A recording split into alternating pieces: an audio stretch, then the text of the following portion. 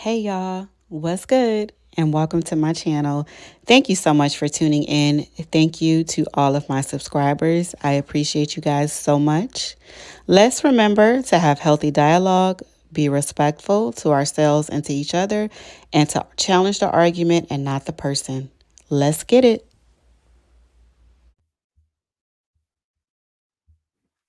On August 30th, 2013, around 10:50, a report came into our dispatch center regarding a juvenile asking for help. The calling party stated the juvenile appeared to be emaciated and malnourished with open wounds and duct tape around the extremities. The juvenile was asking for food and water. The condition of the juvenile was so severe that they were seen by Santa Clara Ivans EMS and transported to a local area hospital. Information was obtained by police that other juveniles in similar condition may be in a nearby home. Officers arrived at the time and searched the residence, locating another juvenile in a similar physical condition of malnourishment. That juvenile was also transported by EMS to the hospital for treatment. A search warrant was obtained in connection with this incident. During the search of the home, evidence was located consistent with the markings found on the juvenile. The Department of Child and Family Services was contacted, and in a joint effort with the Springville Police, four minor children were taken into the care of the Department of Child and Family Services. Jodi Hildebrandt and Ruby Frank were arrested in connection with the incident. Was this your water? I'm gonna. It's yours if you want it. We'll say that. How's that? We also have snacks if you need anything to eat. So I know I introduced myself to you earlier, but my name is Detective Bates, and this is Sergeant Tobler. We're just here to talk to you about kind of a few things involving your kids. So first, do you live down here or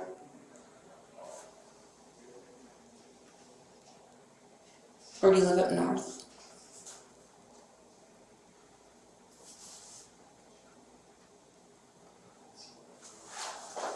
Do you want to talk to me about where you live or how many kids you have?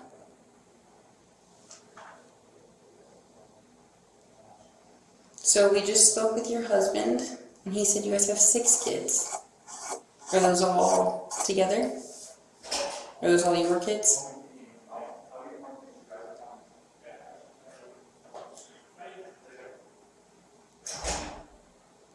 I can wait all day, so it's up to you if you want to talk to us about what's going on.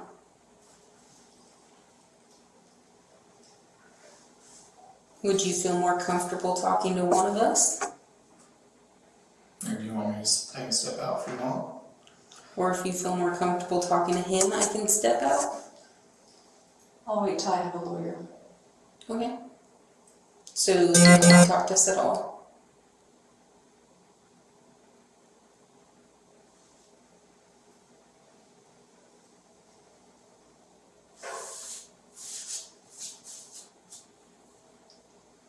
Do you want to answer that? Or you don't want to talk to us about anything?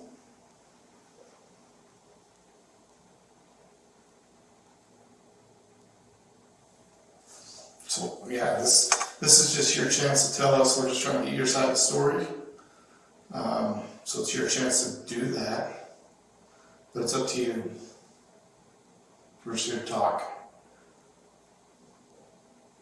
And I mean, I'm not asking any criminal questions. If you don't want to talk to us, just let us know and we'll be done.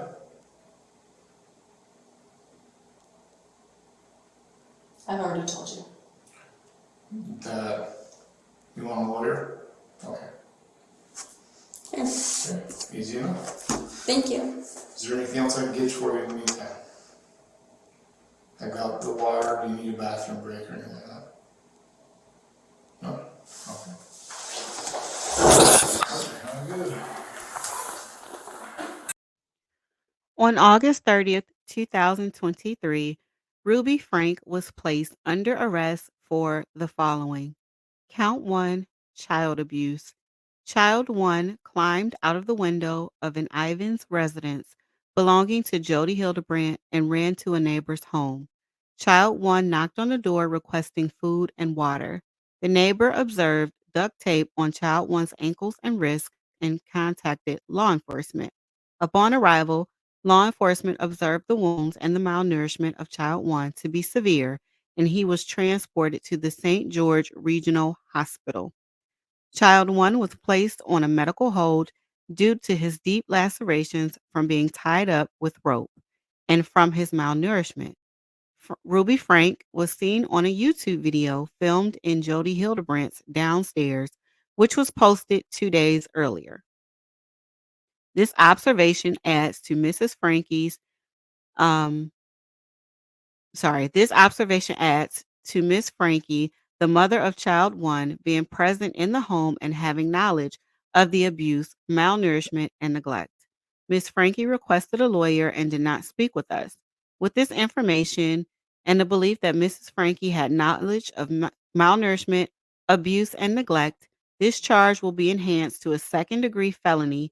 I ask that Miss Frank not be allowed bail due to the severity of the injuries of her 2 kids located in the home and the fact that DCFS has taken 4 of Mrs. Frankie's children into their custody, and I have yet to speak with 2 of them. Count 2, child abuse. Victim, child 2, was found at Jodi Hildebrandt's residence after child 1 made contact with the police. Child 2 was found to be malnourished and initially refused medical. After approximately 4 hours, child 2 agreed. Jodi Hildebrandt was found to be in direct care of E. E was determined to be malnourished by a medical professional upon upon arriving at the St. George Regional Hospital. Ruby Frank was seen on a YouTube video filmed in Jodi Hildebrandt's downstairs, which was posted 2 days prior. This observation adds to Mrs. Frankie, the mother of child 2, being present in the home and having knowledge of the abuse, malnourishment, and neglect. With this information and the belief that Mrs. Frankie had acknowledgement or had knowledge of malnourishment, abuse, and neglect, this charge will be enhanced to a second-degree felony. I ask that Mrs. Frankie not be allowed bail due to the severity of the injuries and the fact that DCFS has taken 4 of Mrs. Frankie's children into their custody, and I have yet to speak with 2 of them. How long you lived here in Islands? 11 minutes? 6 years. 6 years? The same house? Wow. You married? Single? Where'd you move from? Utah County. Utah County. And how long were you up there for? I'm a little nervous. You're to be honest with you, if I was sitting over there, I'd be a little nervous too. So don't worry about it. We're just here to talk, to get your side. And right now we're just asking you just typical questions, like how long you lived here, that kind of thing. I watched too many detective movies. How you? Which one's your favorite? Me too. You can't, honestly, I sit there and I'm married and I sit there and watch those with my wife and I say, like, we don't, that's not how we do it. Hey, that's not right. So there's some good ones out there, don't get me wrong. But most of them are probably a little off base. We're not as mean. I won't get up and beat you up. We don't do that. We just want to get to know you a little, so if you just kind of want to share a little about yourself and what brought you down here. And So I trust my attorney. He said, don't say anything. And I said, I have nothing to hide. And he's like, I know that, but just let me be there with you when we talk. So you guys seem nice people.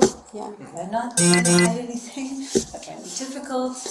This is really, if you knew all the pieces, I think you'd have a lot of empathy for what's going on. That's really what we're looking for. And you're an adult, and the thing about our interview, if we ask you any questions that you don't want to answer, you can just tell us, I don't want to answer that question.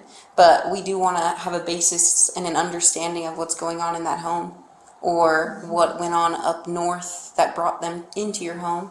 And so if you want to share any of that and you don't want to answer any other questions, that's okay. I'd like to just tell you, but I don't know who you are. I don't know if you're gonna flip my words. I don't know. And that's the good thing about cameras. Everything, it's pretty much double recorded, audio, video, and it's for the safety of for you and for us, because we don't want to flip your words. And this will all be pretty much right there to support you. So we're not going to use anything against you. Why would my attorney be so insistent then?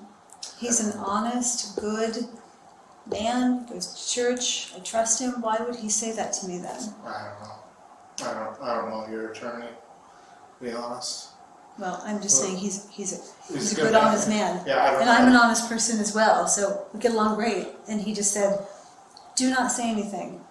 Maybe just as an attorney, They always say that. Huh? they always want to be with their client. I'm not sure, but like I said, at any time, if you don't want to answer a question, you don't have to. So the ball's really in your court on what you do want to answer and what you don't. So, Well, I think it looks bad that I don't want to answer anything, but it's not because I'm trying to be difficult. I'm really hanging on what he told me to do. Yeah, who's your attorney? Adam,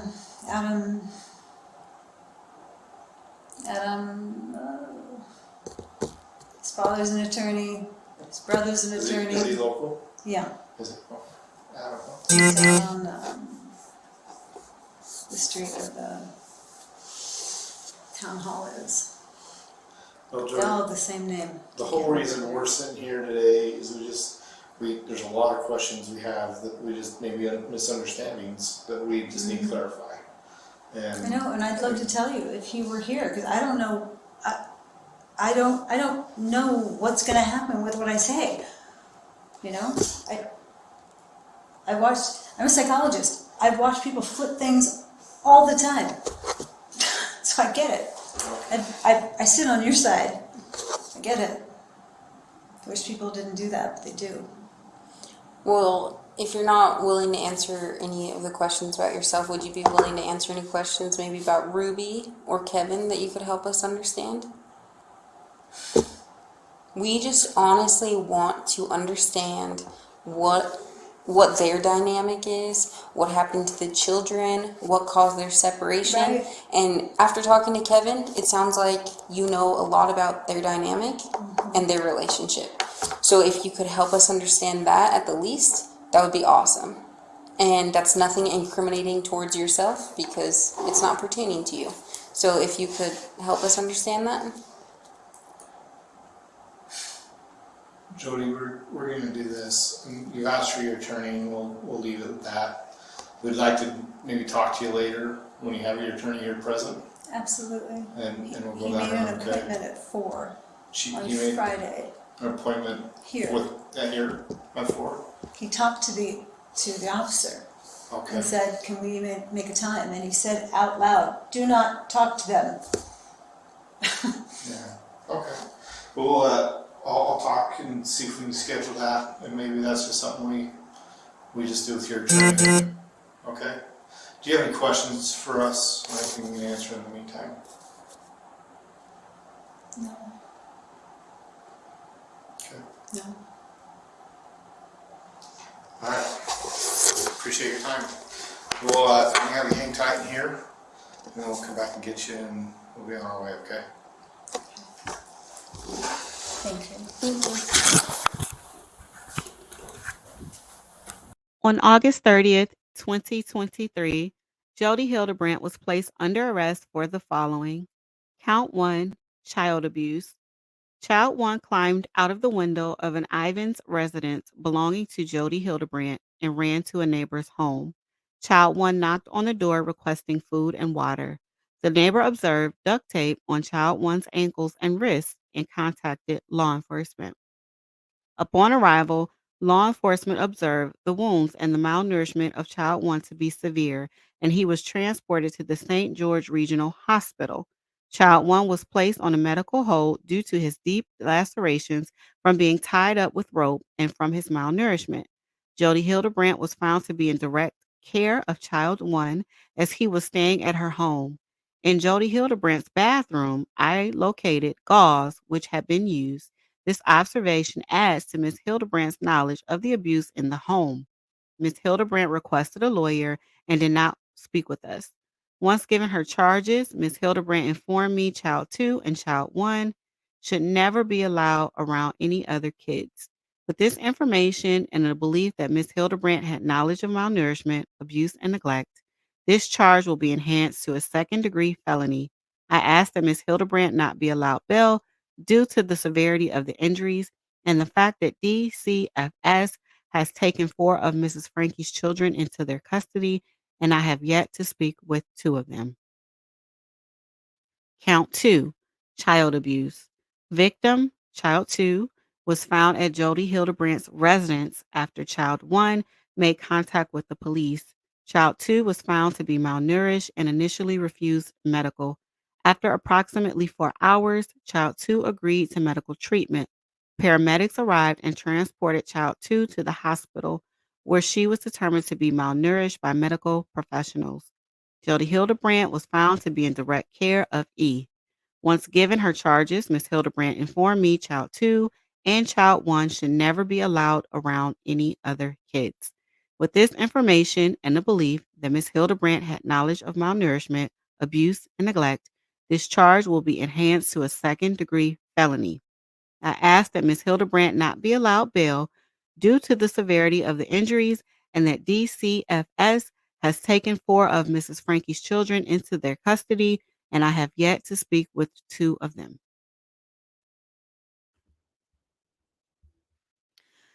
At the conclusion of Jodi and Ruby Frankie's interview, they both were placed under arrest and placed in handcuffs. Jodi complained of a shoulder injury, so Officer Hines and I assisted in placing Mrs. Hildebrandt in 2 adjoined handcuffs for comfort. I notified Miss Hildebrandt she was under arrest for 2 counts of child abuse for both child 2 and child 1. Mrs. Hildebrandt then told me she wanted to tell me everything and wanted me to really hear her. I then told Mrs. Hildebrandt when her attorney was present for questioning. Miss Hildebrandt then told me again she hoped I really heard what she was saying to me. I informed Miss Hildebrandt again that I would wait until her attorney was present for any questioning. With this information Miss Hildebrandt uttered to me without question, it led me to believe her direct care and custody of these children and gave me reason to believe she was responsible for the abuse, neglect, and malnourishment of child 2 and child 1. I then made contact with Ruby Frankie, I then made contact with Ruby Frankie prior to placing her in the patrol vehicle. I performed a search of Ruby Frankie's person and informed her of her charges. I then placed Ruby Frankie in the patrol car and her seatbelt was securely fastened. This concluded my contact with Jodi Hildebrandt and Ruby Frankie. Both females were transported to the Washington County Jail and booked on the charges below, which were 2 counts of child abuse.